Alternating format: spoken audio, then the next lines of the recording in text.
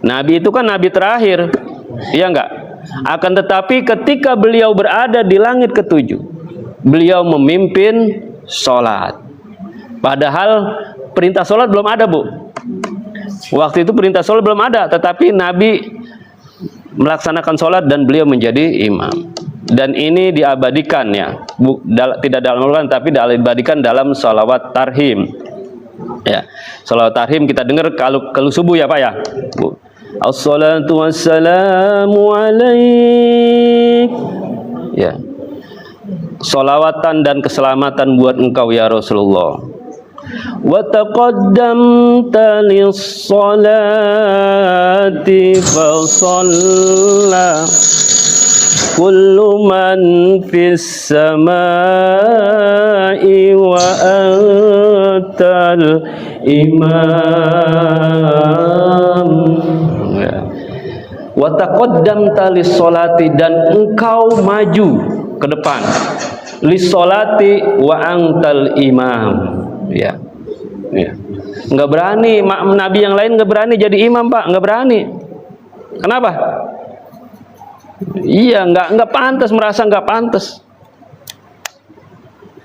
Enggak pantas menjadi imamnya atau menjadi imam yang dimamunya adalah baginda Rasulullah sallallahu alaihi wasallam, yaitu manusia yang mulia, manusia yang menjadi kekasih Allah Subhanahu wa taala. Wa taqaddamta lis-sholati fa shalla kullu man fis samai wa antal imam. Jadi bukan yang sholat bukan hanya para nabi saja, tetapi para malaikat yang jumlahnya unlimited. Ya, yang jumlahnya tidak diketahui jumlahnya di arsy itu, di langit ketujuh itu. Semua para nabi, para anbiya, para malaikat, semuanya menjadi imam, menjadi makmum, termasuk Jibril alaihis salam. Ya. Makanya kalau di sini, daerah sini ada nggak tarhim itu kalau sebelum subuh? Ada ya? Ada nggak? Iya. Ada yang pakai, ada yang enggak ya? Iya. Memang sudah ketika kita dulu masih kecil ya, di kampung-kampung, di masjid-masjid sering.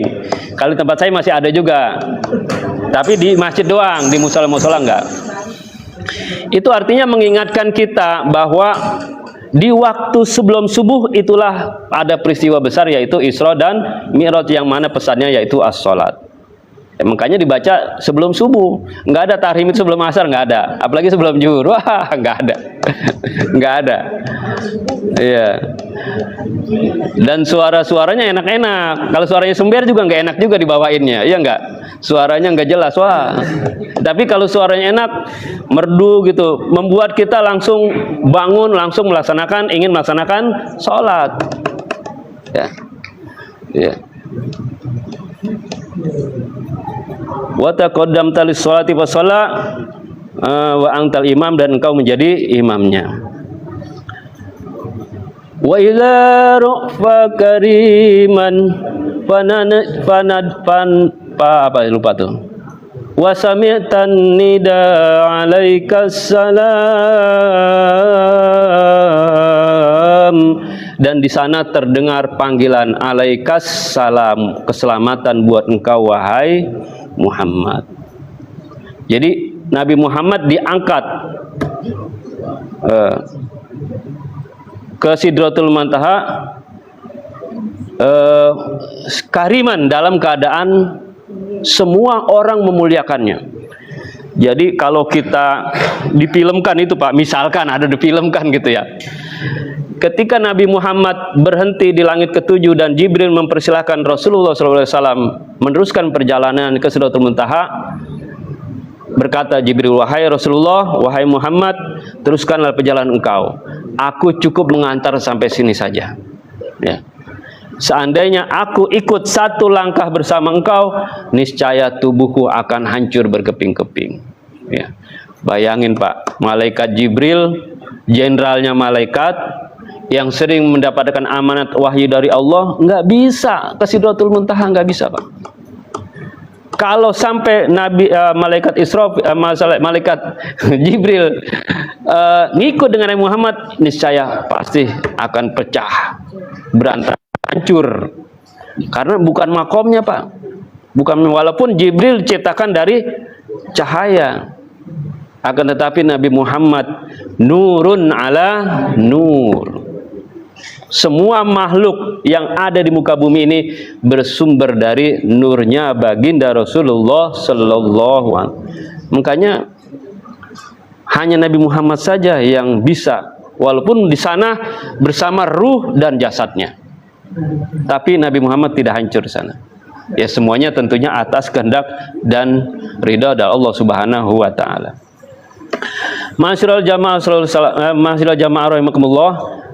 Jadi perintah yang didapatkan oleh baginda Rasulullah SAW adalah yaitu sholat 5 waktu. Ya, tentunya sholat ini menjadi amaliyah kita semuanya sebagai orang Islam, dan satu-satunya amal yang akan ditanya oleh Allah pertama kali. Awwalu ma yuhasabu yaumal qiyamati as-shalah. Amalan atau perbuatan awaluma yuhasabu yang akan dihisab oleh Allah Subhanahu wa taala kepada hambanya yaitu as-shalah. Jadi kita nanti di hari kiamat ditanya dulu amal kita, sholatnya dulu, bukan puasanya, bukan sedekahnya, bukan yang lainnya, akan tapi sholat dulu. Ketika sholatnya bagus, nilai rapot sholatnya bagus, catatan sholatnya bagus, udah dianggap semuanya bagus. Itu pasti begitu. Karena as-sholatu inna sholata tanha anil fahsya'i wal munkar. Sesungguhnya sholat itu mencegah perbuatan keji dan munkar. Ketika seorang hamba sholatnya baik, ini sholatnya tentunya bukan sholat hanya sekedar menggugurkan kewajiban, bukan. Karena banyak orang Islam yang sholat 5 waktu tetapi korupsi juga, iya enggak? Terus berbohong juga rajin, terus judi juga, slot juga, macam-macam. Itu kenapa bisa begitu? Karena sholatnya nggak benar. Sholatnya nggak benar. Bagaimana sholat yang benar itu? Sholat yang benar adalah sholat yang selalu dibarengi dengan zikrullah, yaitu sholat secara thariqah. Nggak bisa Pak sholat hanya secara syariat itu bisa mencegah tanha anil fahsya'i wal munkar, nggak bisa. Walaupun secara syariat sholat kita sah. Sholat itu diawali dengan takbiratul ihram, diakhiri dengan salam, disertai dengan syarat dan rukun-rukunnya. Sah nggak? Sah. Tetapi hanya sebatas sah saja. Ya, tetapi tidak bisa menjadikan sholat itu tanha anil fahsya'i wal munkar, karena sudah terbukti Pak. Benar nggak begitu? Kalau kita lihat fenomena-fenomena di sekeliling kita memang begitu. Tetapi insya Allah orang yang sudah melaksanakan sholat secara thariqah, sholatnya dibarengi dengan zikrullah, zikir kepada Allah mulai dari salam sampai mulai dari takbiratul sampai salam, tapi hanya bukan itu saja. Seluruh tarikan napas kita, seluruh dimensi kehidupan kita harus dibarengi dengan zikrullah. Ya. Makanya ada sabda Nabi, yaitu qalbul mu'minin baitullah. Hatinya orang Islam itu baitullah. Jadi baitullah yang ada di Makkatul Mukarramah itu hanya simbol saja.